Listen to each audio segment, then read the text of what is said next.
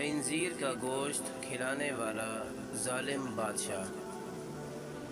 پرانے زمانے میں بنی اسرائیل کا ایک بادشاہ تھا جو کافر ہونے کے ساتھ ساتھ بہت ظالم بھی تھا، جو لوگوں کو خنزیر کا گوشت کھانے پر مجبور کرتا تھا، اور جو آدمی انکار کرتا تو اسے سخت سزائیں دے کر ہلاک کروا دیتا۔ پھر اس زمانے کے سب سے بڑے عابد کو بادشاہ کے پاس لایا گیا۔ لوگ اس عابد کے مرتبے اور فضیلت سے آگاہ تھے۔ لوگ نہیں چاہتے تھے کہ اس عابد بزرگ کو بادشاہ کی طرف سے کوئی تکلیف پہنچے۔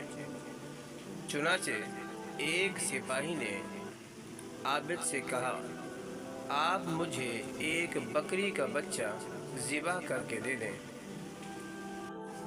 جب بادشاہ کہے گا کہ اس عابد کے سامنے خنزیر کا گوشت رکھو تو میں وہی بکری کا گوشت آپ کے سامنے پیش کر دوں گا۔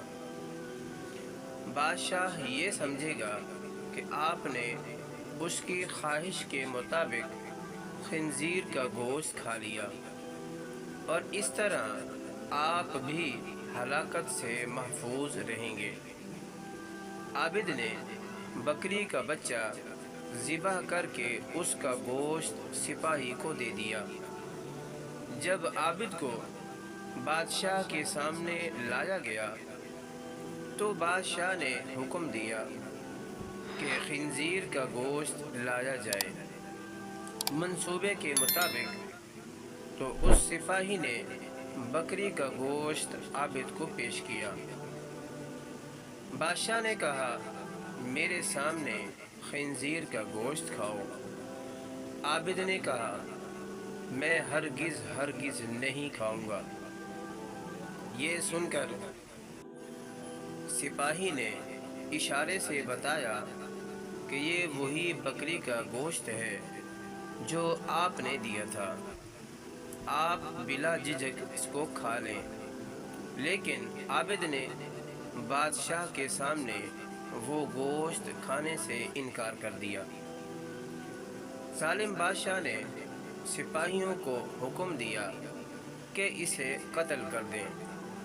جب عابد کو قتل کے لیے لے جانے لگے تو وہی سپاہی قریب آیا اور کہا، آپ نے گوشت کیوں نہیں کھایا؟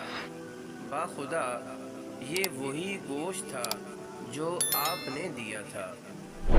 عابد نے کہا، ایسی کوئی بات نہیں، بلکہ میں اس بات سے ڈر گیا تھا کہ لوگ میری وجہ سے فتنے میں مبتلا ہو جائیں گے، کیونکہ جب بھی کسی کو خنزیر کا گوشت کھانے پر مجبور کیا جائے گا تو لوگ کہیں گے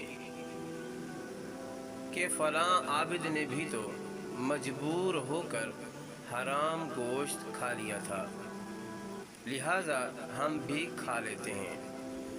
اس طرح لوگ میری وجہ سے بہت بڑے فتنے میں مبتلا ہو جائیں گے، اور میں لوگوں کے لیے فتنہ ہرگز بنانا نہیں چاہتا ہوں۔